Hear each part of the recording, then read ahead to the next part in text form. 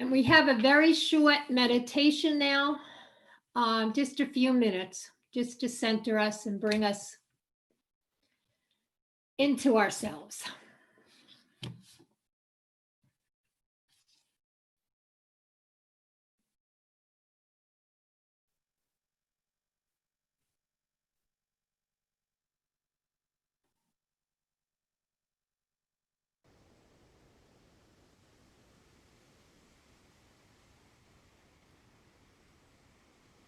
Pause for a few seconds. Observe the flow of your breath. Become aware of a silent but powerful sense of presence.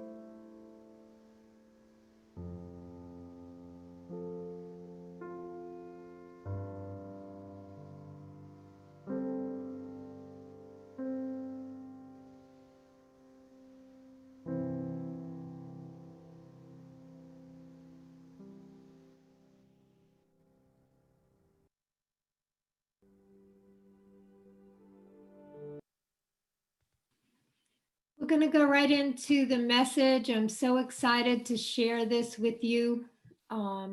This is Rabbi Ted Falconer.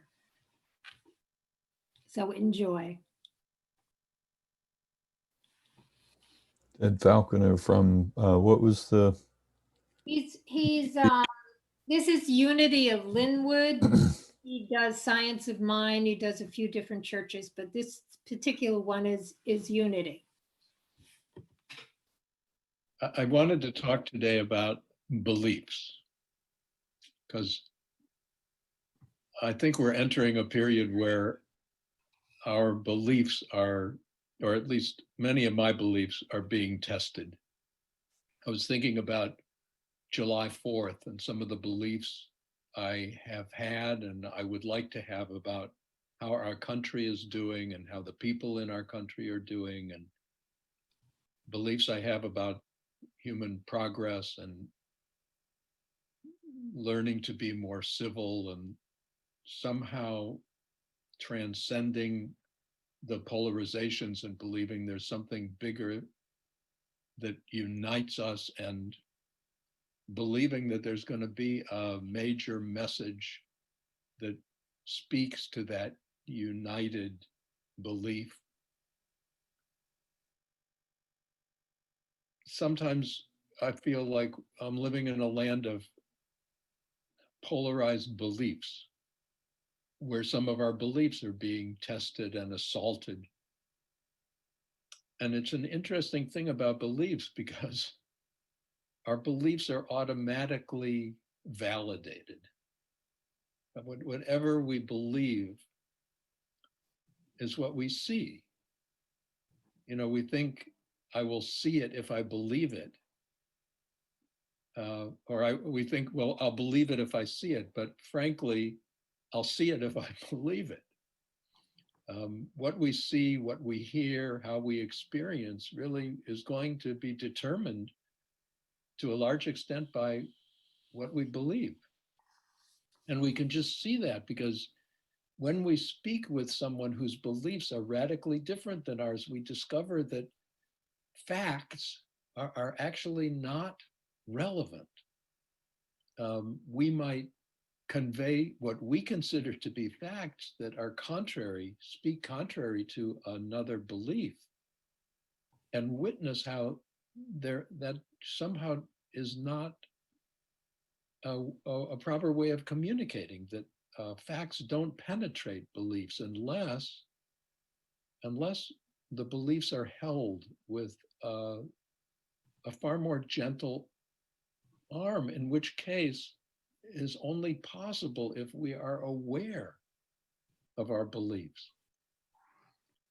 So I was thinking, at this time of contrasting polarization of beliefs, it becomes extremely important to inquire into the nature of the beliefs we are holding,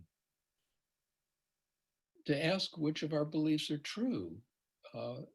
Yes, we can validate them. Yes, we will see through the nature of our beliefs, that which supports them, but to step back a little bit so that we can become more specifically aware of what are the beliefs that we are seeing the world through.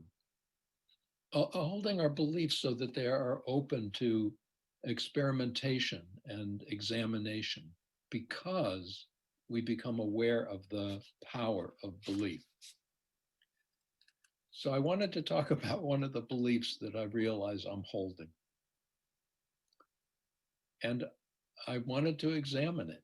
The belief I realize I'm holding is that without inner change, no changes that we make in the outer world can endure. Without the change inside, even though we change conditions, those changes won't last.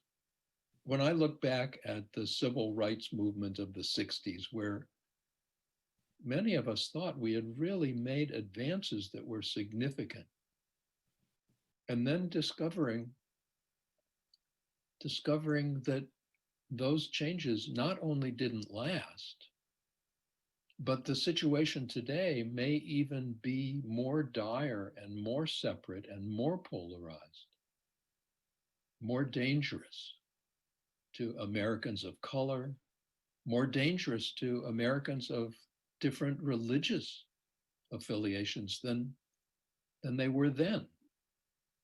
And just asking, how come this is so, if it's not due to the fact that the external changes were not supported by a significant inner change of the nature of consciousness?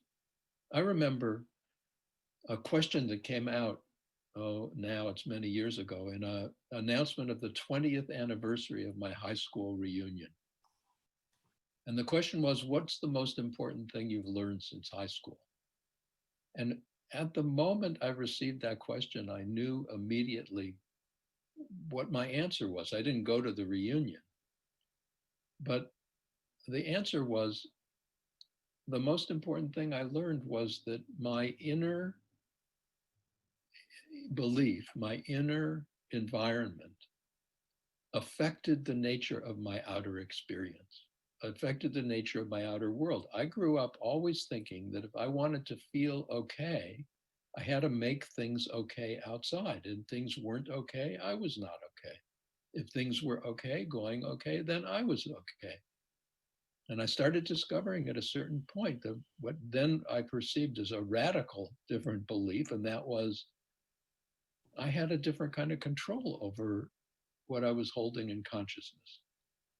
And of course, at the time, it had to do with what later got called the law of attraction, that what I hold in consciousness affects the nature of what I have or what I do in my world.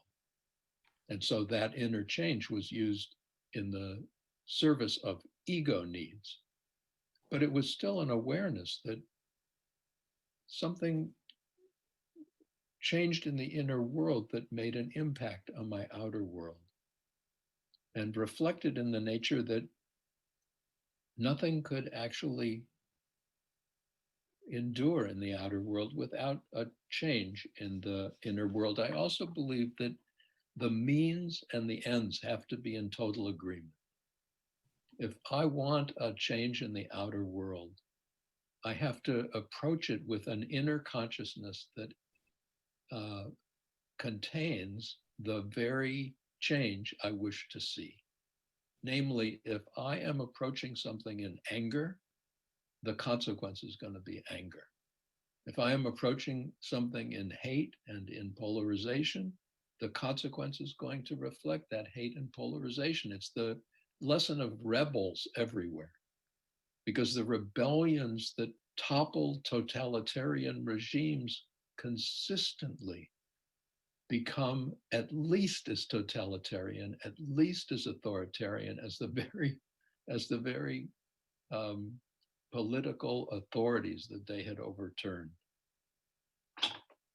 And the third thing that's contained in that belief is that the more inclusive the identity, the inner identity from which an inner change occurs, the more inclusive the consequences of that change will be. If the change in the inner world is an ego change, focusing on what I want for myself, then that is the extent to which it will impact my world. But if my inner change is flowing from an awakening and a greater awareness of the fuller identity from which I am awakening to that change, then that energy is available in the pool of consciousness. And on the spiritual path, it becomes clear that our responsibility is not just to our individual selves, and not just to those precious individual selves with whom we share our particular lifetime, this particular lifetime, but our responsibility is greater. We are responsible with our consciousness to the pool of a universal consciousness which awakens through each one of us, and which we are feeding, which we are nourishing all the time with the thoughts, with the beliefs, with the feelings, with the sensations that we are experiencing. And so with greater inclusivity of consciousness, we can hold, we can honor, we can remember, we can experience a greater connection, a greater love, a greater compassion, which not only can support our own changes in the world, but can provide the pool of consciousness an enrichment with which others can be nourished as well. So we need to commit ourselves, I believe, to changing the nature of the consciousness we are carrying, to changing the nature of the inner experience we are living with, we are engaged with, we are celebrating. And what's interesting is that there were times when I experienced this as an altered state of consciousness. I had to alter my state of consciousness from my normal state of consciousness to a more inclusive state. And now I understand it exactly the opposite, namely that we are living in an altered state of consciousness. And the altered state of consciousness we're living in is called ego. We had to define ourselves in the midst of a reality in which we awakened as separate expressions of a single life. We created a persona with which to meet that reality and hopefully to get from it that which we needed for our survival and for our greater nourishment. The fact that we are still here indicates that we have survived, we were successful. But then we forgot that we were the ones that created that persona. We were the ones that created that personality. We were the ones that created that identity, that separate identity. And we believed it ourselves and started thinking that's who we are. And that identity is separate. That identity is a contrast from others. That identity is tied specifically to our individual biological vehicle.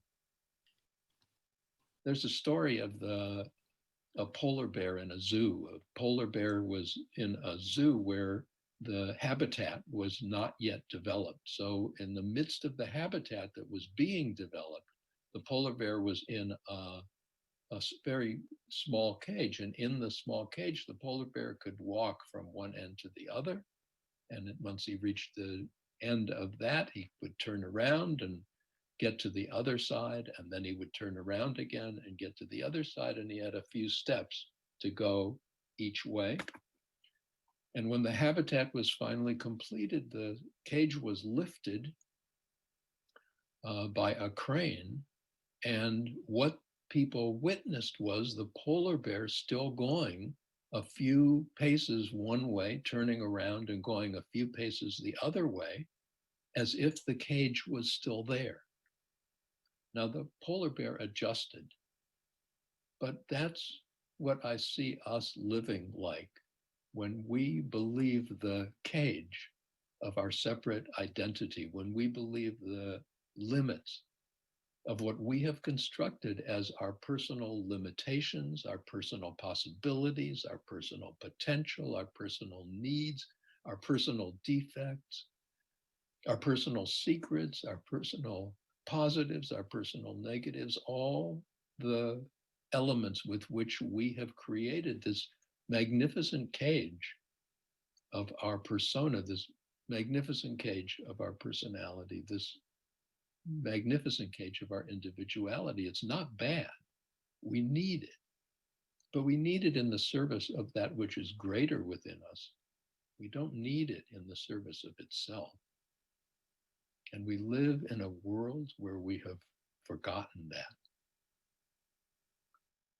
And so I believe that the inner world is so far more vast within each and every one of us than the outer world that we have constructed.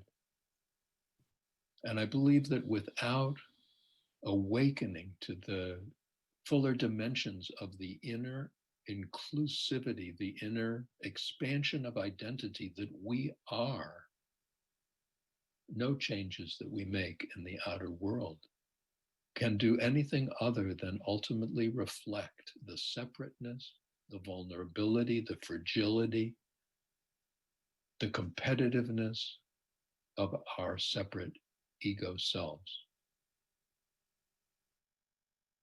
until we discover that within ourselves are to be found the very things that we need most.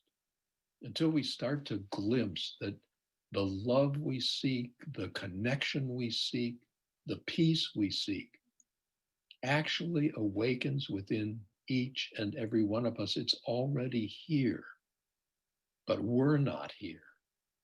We are lost walking the dimensions of a cage we've constructed. That cage needs to be respected. That cage needs to be loved. But it's only within the greater resources within ourselves that love, that acceptance, and that greater awakening can occur.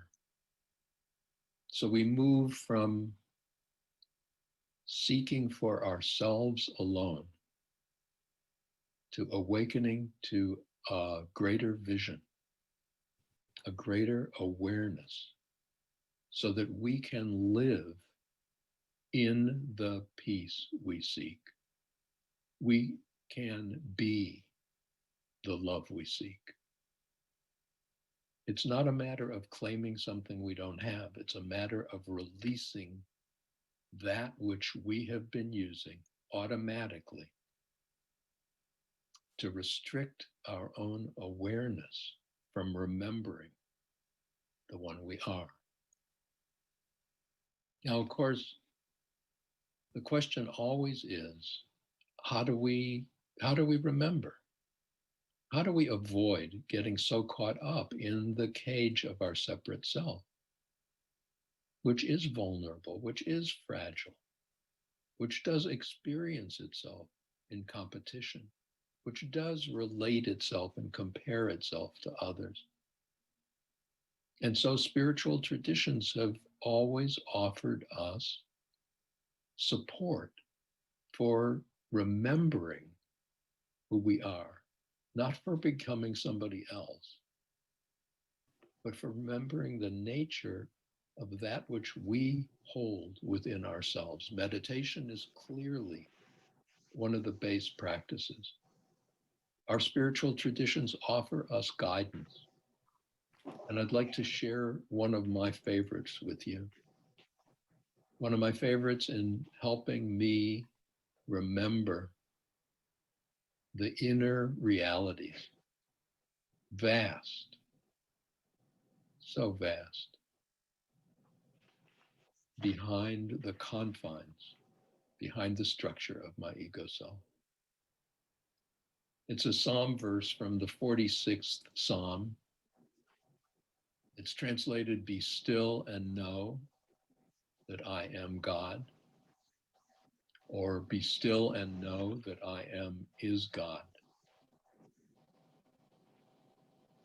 And I would like to invite you, as you feel comfortable, to enter into a meditation with me. If you feel comfortable, let your eyes close. Simply be aware of how it is for you right now. Whatever it is you are hearing, whatever it is you are sensing,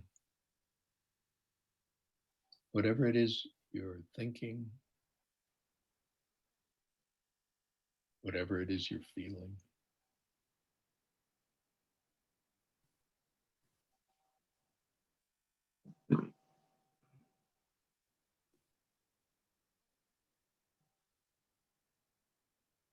And you might allow yourself to call to mind the words of the psalm.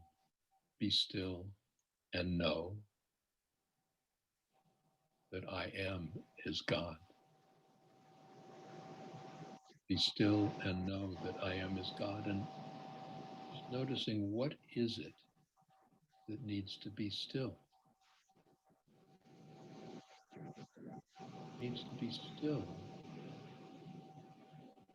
What needs to be still is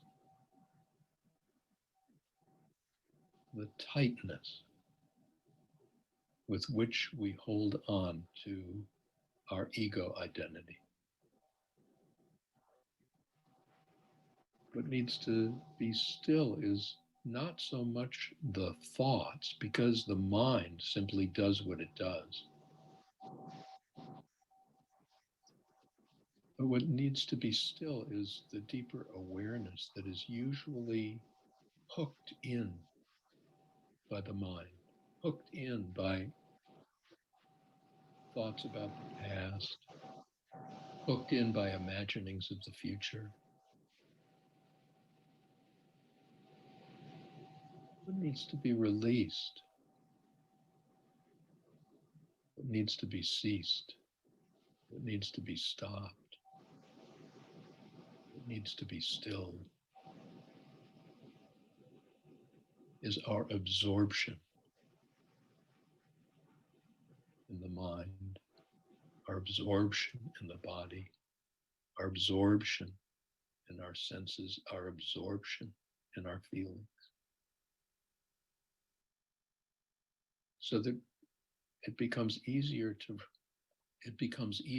remember that I have a body, but I am more than the body. I have a mind, but I'm more than the mind. Clearly, I'm aware of my thoughts.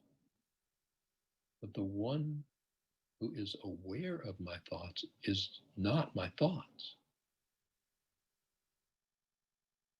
The one who is aware of my body is not my body. The one who is aware of my feelings, that one is not my feelings.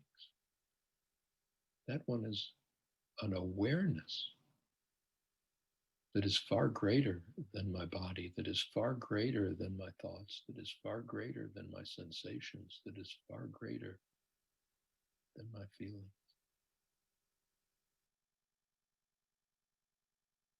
Be still and know.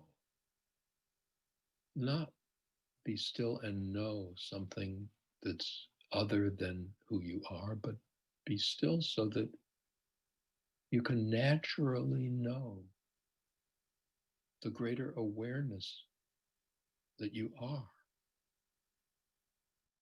Each and every one of us, this vast flow of awareness, this vast flow of consciousness, consciousness without a limit, consciousness that we often confuse with that which it contains, consciousness that we often confuse with that which it holds. But the consciousness is never contained. The consciousness illuminates, the consciousness holds.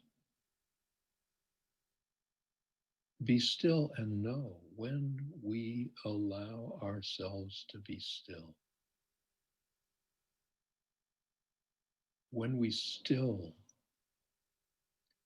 the attraction, the compelling nature of our minds, of our bodies, of our feelings, appreciating them, not shutting anything out, but stilling their compelling attraction and resting in the consciousness that has a body, that has a mind, that has feeling, and remembering. Because that consciousness knows, that consciousness can turn back to find itself, not in the objects of consciousness, not in the objects of awareness,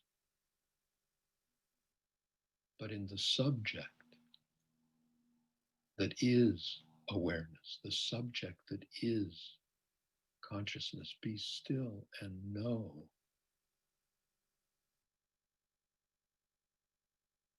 The I am that has a body, but is so much more than the body. The I am that has feelings, but is so much more than feelings. The I am that has a mind, but is so much more than that mind. Be still and know, witness.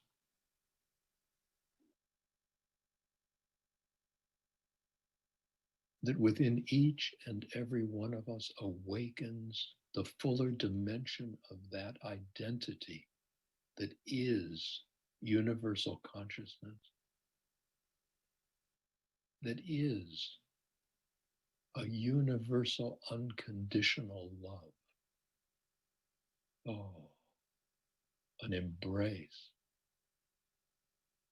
in which we are the one embracing and we are the one being embraced. We are the one loving and we are the one being loved. We are the one knowing and we are the one being known.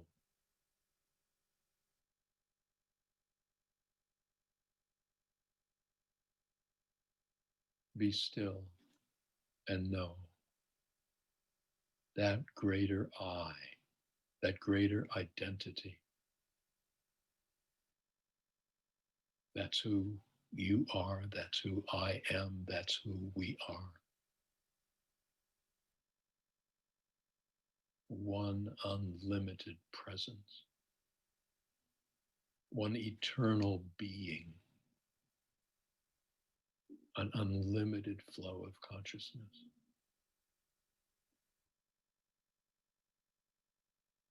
Awakening to the inner knowing when we still the compulsion of our separate self.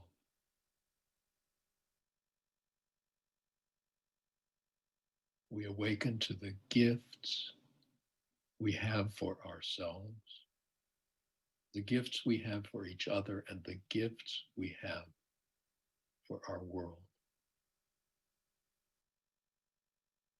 If the changes we seek in the world are to endure expressing the love, the connection, the possibility, the potential, the peace, the equity, the justice that all of us yearn for.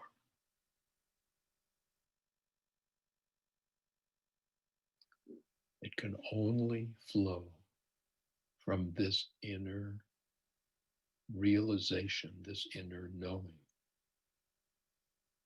This is our responsibility.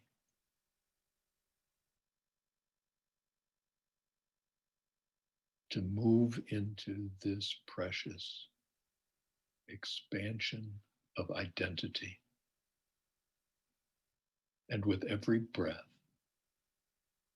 and with every action, flow that into our world.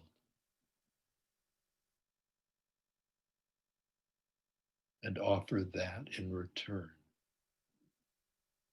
to the consciousness from which, with which we are all nourished.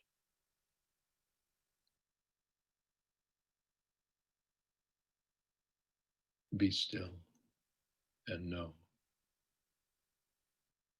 I am God. Be still and know I am a universal consciousness. Be still and know I am unlimited possibilities. Be still and know I am unlimited potential. Be still and know I am always here.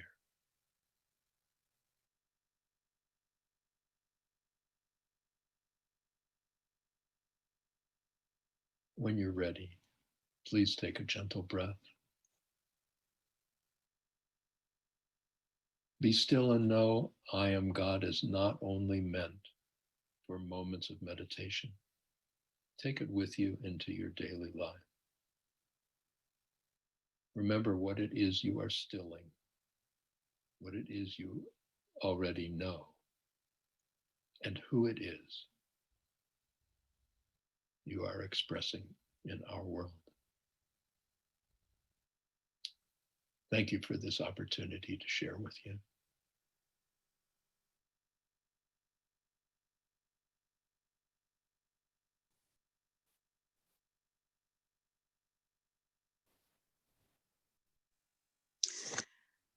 I'm going to ask that we all take that and express it through the vibrations of our own beings out loud and sing that little mantra a few times. So do sing it with me. Sing it out loud. Be still and know I am God. Be still and know I am God. Be still and know I am God. Be still and know I am God. Be still and know I am God. Be still and know I am God. Be still and know I am God. Be still and know I am God. Be still and know I am God. Thank you. Thank you, Jane. That was perfect. Well, I found this message to be so nurturing. If you want to listen to it again, he is on YouTube, and the message is called Burdened with Belief. And I've listened to it many times already, and I just keep getting more and more out of it. So I wanted to share it with you and want to know what you think about it. We'll have the PowerPoint shared on the website hopefully soon, and that has the link to it, the YouTube link as well. I have everyone muted. If you want to speak, please unmute yourself. I just found this to be a really, really profound talk today. I want to listen to more of his talks. Just profound. Yeah. He made one little remark. He said, lost walking in the dimensions of the confines of our own ego. And it occurred to me that dimensions could mean dimensions as in, 0 to 12 inches. And it could also mean dimensions as in dementia dimensions. In our minds, yeah.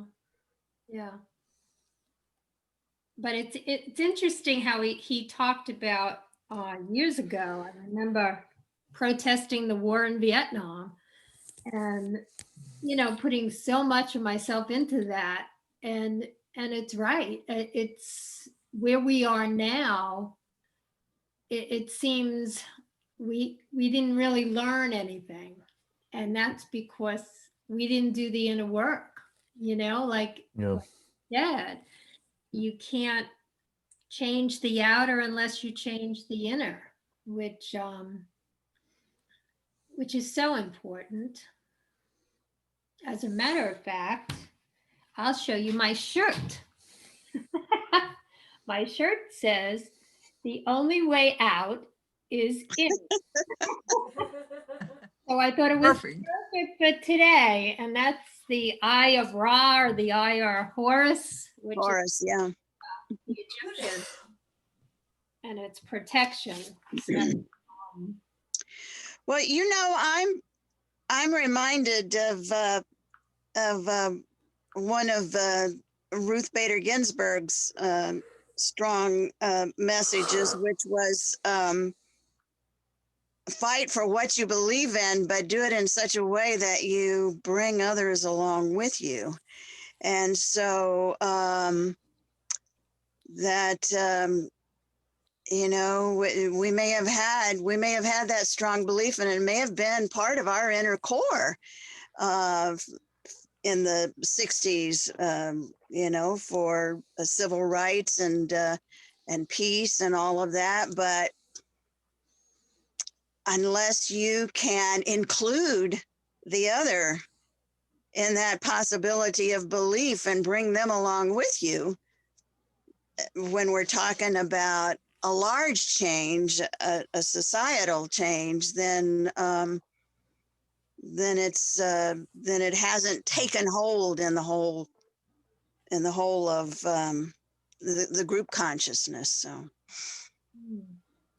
It seems like the ones who are acting from anger and rage seem to attract the largest crowds instead of the peaceful warriors. well, at least on the news. Yeah, I was gonna Yeah. say, Yeah. they're the ones that attract the news. Yeah. Yeah. I loved what he said about the means and the ends have to be in agreement. Yeah, me too. That's really profound, I think. Mhm. You get what you see, what you are, what you feel, and it, Yeah. you know.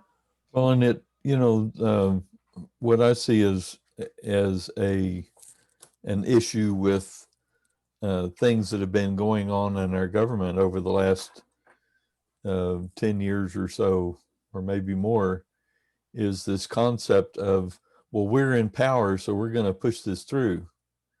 And, you know, so we end up having this legislation that gets done that's very partisan. And the only way they get it done is because of the fact that they have a majority in whatever, you know, legislative body they're in. Then the problem with that is that if you push something through that the only way you get it through is because you have a majority, then you don't always have the majority. And then you know, when the tables get turned, then all that stuff gets undone. You know, we waste all our time undoing what happened before. Yeah. And so it really doesn't accomplish anything to do it that way. We need to, I wish that we had legislators that understood the concept of statesmanship rather than, you know, pushing their own agenda. Well, it's coming from fear. Well, yeah. It's coming And from the lack. this is one of the things that I teach, is that when you go into fear, any pretense of intelligence you might have had goes out the window.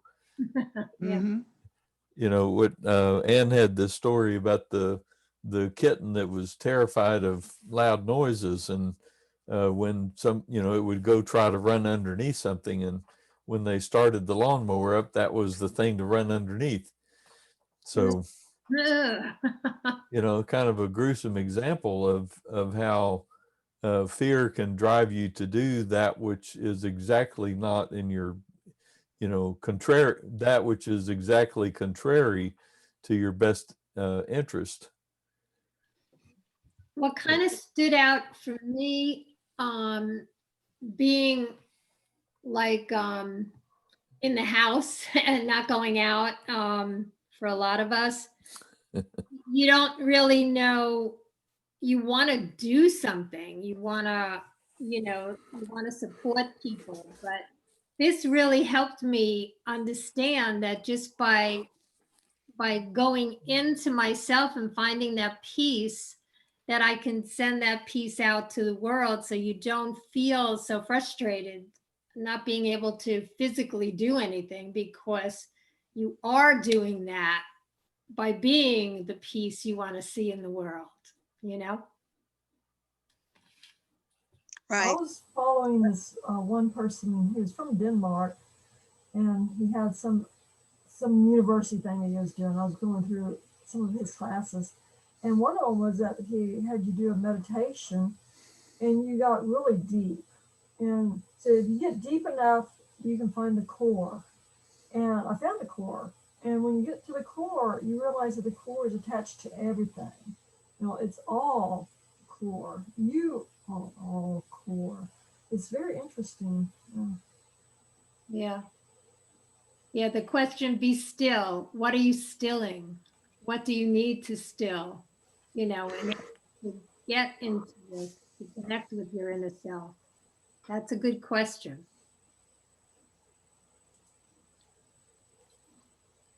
I like this. I'm sorry, I keep interrupting you, Jane. Well, it brings up ideas of, you know,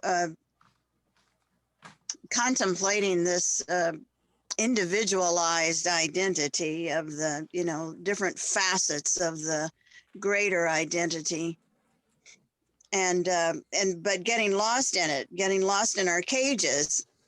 I saw a picture once, which was just, or maybe it was even a little animation, which I thought was really profound, and it helps me as well as thinking of this idea about limitations of our individualized cages. And it was it was of a man who was painting a picture, and he painted himself in the picture.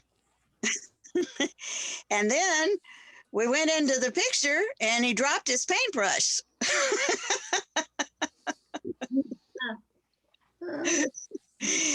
And so he got lost in his own picture and didn't know how to get back out. He dropped his paintbrush. That's good. So that's, you know, kind of a little bit about how we as individualized expressions lose our connection with our source. Yeah.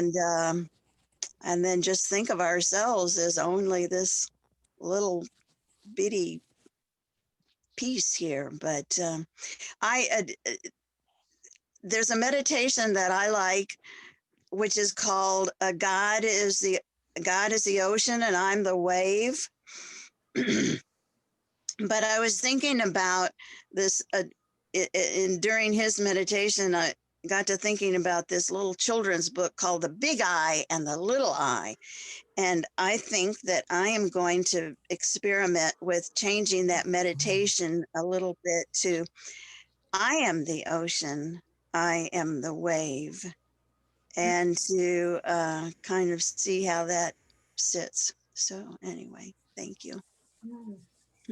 Nice. That sounds like a t-shirt that I just bought here recently. It says, they whispered to her, "You cannot withstand the storm." And she whispered back, "I am the storm." Hi. The big I am. Yeah. Yes. Well, I'm so glad you enjoyed him. Very much. Thank you, Kathy, for finding him and sharing that. Yeah. I think we need that at this point in our lives, you know, so much going on that, Yeah. you know, you just know you are safe. I am safe, you know? And you know, we're so isolated. We can't discuss it frequently with each other, you know? Yeah. Text, phone, that's about it. Yeah. Yeah. Well, it's things like this that help you get to that point where you know that you know that you know, Uh-huh. you know, and that's where we want to stay if we can. And it you know, even if we're not there all the time, we can bring ourselves back with spiritual mind treatments, with principles that we know, and we know how to get back, affirmations, reaching out, just asking for help. Yeah. We know that this is going to end. Uh-huh. And so what are we going to do when it ends? We're just going to do great things. Yeah. Yeah. Well, it's good. This too shall pass. Yes, it will. And there's a lot of benefits for it. And I think God is wanting us to go in and to be still. And we're not listening, and he's giving us more and more to be still and listen. Really hard. It's like, okay. I just got a lesson from Sylvia, Uh-huh. and to preface it, I'm going to tell a joke about a woman from the South who was visiting somebody, her family in the North. And let's say it's a sister, and she says, I'm going out to the store. Do you want anything? And the sister said, yeah, would you bring me some rotten pepper? And her sister said, what? And she repeated it. And she said, why do you want rotten pepper? She said, well, I want to rot a letter. And Sylvia, what you just said, we can all be isolated. Yeah. I know you're saying isolated if you're from Cleveland, but what I heard was this whole theme about oscillation. It is back and forth. There's an oscillating that goes on. So both No, meanings, not awesome. yeah, both meanings are true, and I got to tell a joke. It's not oscillate, it's isolate. Oscillate. Right, but it's a pun, and it's not exactly a creative malapropism because it's not the wrong word in the context, but still it's a pun where the different meanings of the word have deeper meaning in the context. Yeah, both apply. I love it. Yeah. Well, I'm amused and fascinated by words that we use, and we often we just use the word in the general sense, but if you really think about the word, it just has telescoping meanings. It has meanings within meanings within meanings within meanings. And so I mentioned the creative malapropism. Anne is really good about creative malapropism. She'll use a word that's not the right word in the context, but the way that she uses it has meaning in the context, just not what she meant. And it has meaning upon meaning upon meaning. And so she wonders why I'm rolling on the floor laughing and, what I say.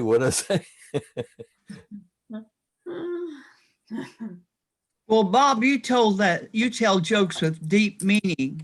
I'm going to tell you one. Well, since we had a rabbi today, this man went to this monastery, and he walked into the kitchen, and there was this monk frying chips. Oh, and he said to the monk, "Are you the fryer?" And the monk said, "No, I'm the chipmunk." Oh, no. Good one. That's a good one. All right, I got another one about a rabbi. Okay. And two guys from the neighborhood come in and say to the rabbi's wife, we'd like the rabbi to resolve our conflict. And she says, okay, and brings them in, and they sit down with him. And he said, let me hear your side of it. And one guy speaks his, and he says, well, you're exactly right. Here's the other guy's side, and he says, well, you're exactly right. About then, his wife pops her head in the office and says, would you come in the kitchen for a minute? He says, excuse me, goes in the kitchen, and his wife says, you cannot resolve a problem where people are having conflicts by telling them they're both right. And he says, you're exactly right.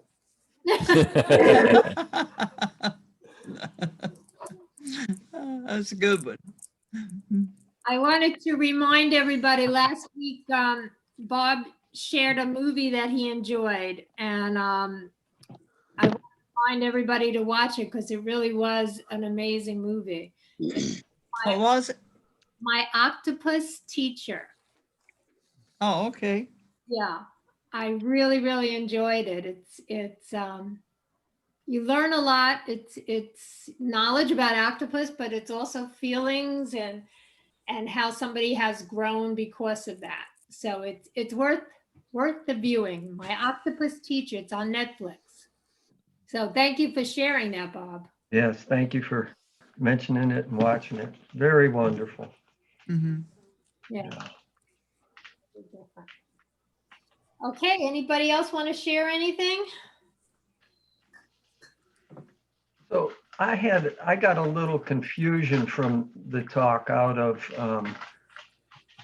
I am not this body, and I am not my thoughts, which ultimately I understand is true, but also that I think for me it works better to say I am not limited to this body, because ultimately the ultimate is this body and the thoughts.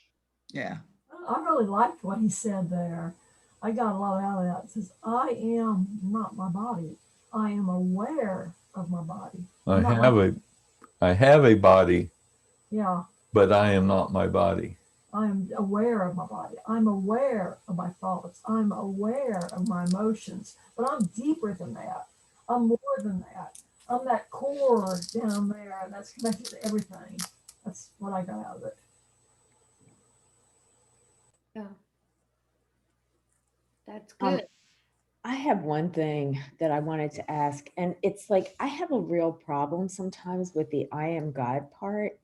And I just wanted to hear some like, okay, I'm having some conflict in my life. And one of the things I need to learn is this has nothing to do with me. The problem that my sister has with me has nothing to do with me. But the I am God part, like I'm trying to coordinate something, and I need to leave it alone is what it is. And I have a hard time with the I am God part, and I wanted some clarity there, like through people, like what your interpretation is. And anyway, I'm open to, having somebody kind of explain that to me. Sounds like your interpretation of God is some entity that controls. Yeah. And you're not the one that's in control. I mean, you have to allow beingness. You have to allow everybody to be who they are. Uh-huh. Okay. Yeah. Yeah, that's where I am coming Okay. from that. Thanks. And also the I am, we have within us everything God is. God breathed you. He breathed life into you. So everything that God is, that you think that God is, Right. know that God is, you are. It's in there. You just have to remember it. You just have to bring it into awareness. And it's a great affirmation anywhere, in any situation. I am safe. I am loved. I am. It brings you back to that point of connection that you are the God in form, And then it goes to the 4 agreements again. Don't take anything personally. Right, exactly. That's, oh my gosh. I was reading that last night too, the pamphlet that Michelle gave everyone. Oh my God, that's it's amazing. That is very, I love the 4 agreements. Every day I have to remember the 4 agreements. Oh, yeah. You got, that's the word, remember. Yeah. And There the was some little jingle that the youth group had that was something along the lines of there is no place where God is not. Right. Okay, yeah. And so if you really kind of dig into that, okay, well, if there is no place where God is not, then God is in the chair that I'm sitting on. God is in the air in the room that I'm in. God is in me. Mm-hmm. I am not separate from God. I am a part of God. The new lazy Thank suit. you. Yeah. Yeah. So it's the trouble with having trouble with I am God is thinking of it as I alone am God. Right. Yeah. Exactly. Okay. Yeah. That's thank you, Jane. That makes, okay. Now I feel better because I'm like, oh wow, I can't. I think of that movie with it's Nicole Kidman and Alec Baldwin, and he's a doctor, and anyway, it's a long story, but at the end he's saying he's God to everybody, and they're like, it's just really crazy. So thank you. I know when I first started this teaching, it took me a while to actually say that out loud. Hmm. It really was. It was like sacrilegious or something. Hmm. Yeah. It did take me a while to get there, but Kept expecting that lightning bolt to strike. yeah. Yeah. Right. And Bzz. you have to, be aware of who you're saying this to, because Yeah. yes, they really get upset with if you say something like that. By the way, the reason they're getting upset is because it pushes them into fear. Mhm. Oh yeah. But it's a really important concept. Once you get there, your life is so much easier, Mhm. because you know how to get out, or how to change situations and Mhm. feelings and thoughts. I gotcha. Yeah. Yeah, but thank you for that question. Thanks. Thank you. That's good. Okay, any other questions? Anything we want to throw out there, anybody? Okay, I'm glad you liked him. So, I want to set the song up a little bit, okay. Kathy. Yeah. So we're going to have a closing song, and it's it's not a congregational song this time, but it was one that came to me. This particular performance came to me as I was listening to the rabbi the first time. Kathy sends it to me to help to choose the music, and I went and listened to it and watched it, and I'm going, well, this is too long, but it's 8 minutes long. So, but I'm just going to invite you to just to go with it and to lean into it, because I think it just shows with great passion what he's saying about change and requiring at the ultimate level in order for it to truly to take place and to be the change we want to see in this world. So, But before we do that, Yeah. so we got some okay business. yeah, Just quick. I did not hear from CSL headquarters yet, but I'm expecting to hear from them tomorrow, because they had a meeting Thursday, so we should have gotten our name cleared. So I'll let you know as soon as I know that. And I just wanted to thank everyone for tithing and supporting our community, and remind you that if you want to do any tithing, you could go to our web page, which is somcville.org, and there's a PayPal right there. You could, donate there, or you could send checks to my house. And I just wanted to remind you that you give from your fullness, from your abundance, and we set spiritual mind law into motion. So thank you for your support. Anything else you wanted to add, Paul? that's it. We sent the business plan in late. I guess Thursday I sent it to them. I meant to do it Monday and I didn't do it, so my bad. Not that it makes a difference really, because I think the next thing was the getting the name approved, and they supposedly did that on Thursday, but we haven't heard back from them yet. Right. It's And like they did it on Thursday, but then they don't, they're not in the office on Friday, so they wouldn't have let us know unless they let us know right after the meeting, which seems a bit unreasonable. So And if anybody has a insurance person, we're looking for some quotes for liability insurance. If anybody has a good insurance agent, I'd love to get their name, and we want to check out a few places. yeah, so we have 2 quotes at this point. Yeah, It'd be good to get at least a third. yeah, yeah. Okay, so we'll do the song.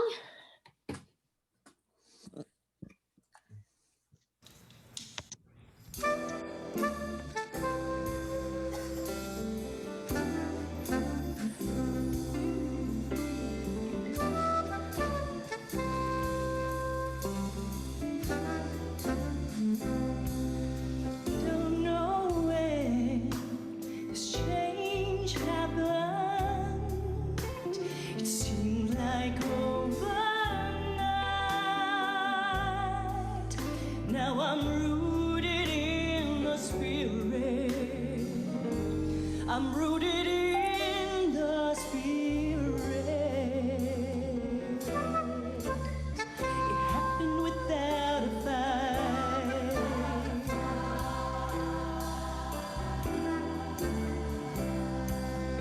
Something is new about me. I feel it with each breath. There's a majesty about me. A majesty about me. I feel it in my step.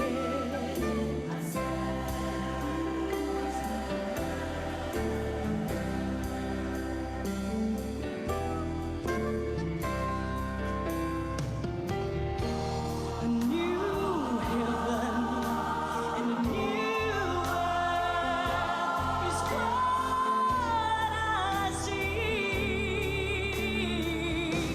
Something else is more important to me. Well, I'm changed. I'm changed. God is first in my life. Oh yes, God is first in my life. Well, I'm changed. I'm changed. God is first in my life. Second to none. Something's changed in me. Something's changed in me. Something's changed in me.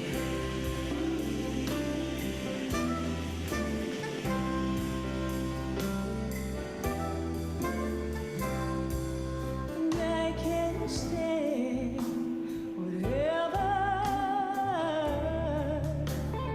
this old world may bring, 'cause I'm rooted in the spirit. I'm rooted in the spirit. And I can stand the rain.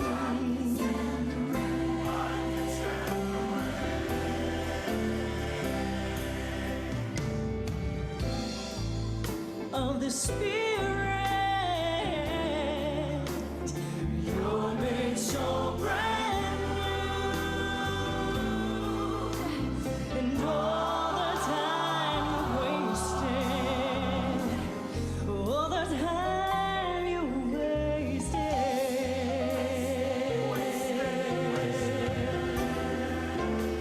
it's given back to you.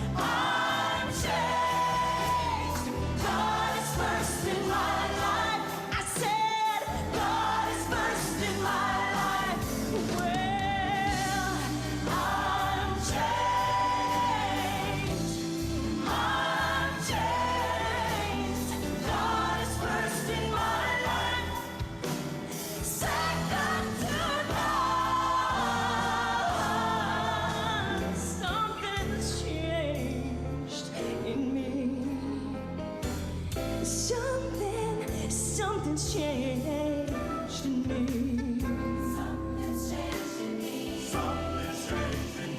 Something's changed in me. Something's changed in me. Something's changed in me. Something's changed in me. Something's changed. Something's changed in me. Something's changed in me.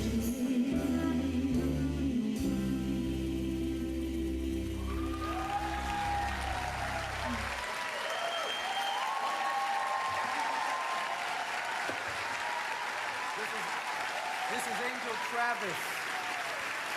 Angel Travis and our Agape International Choir under the direction of Ricky Byers-Beckwith with our all-star Agape House Band who'll be introduced a little later. I'm changed.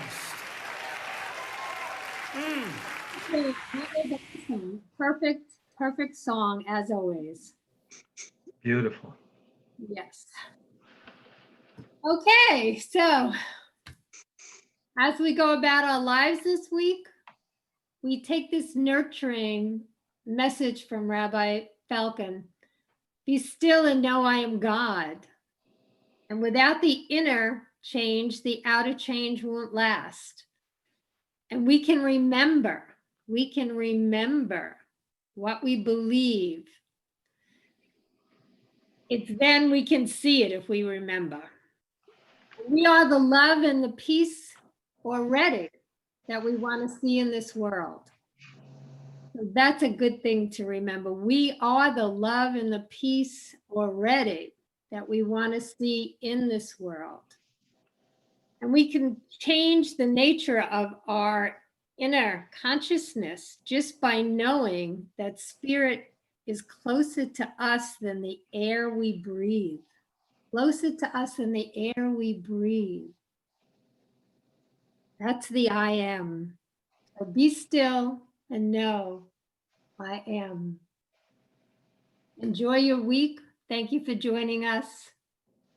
And we will see you next week. And again, if you want to hear Rabbi Falcon, you could go to our webpage or you could just YouTube him, YouTube.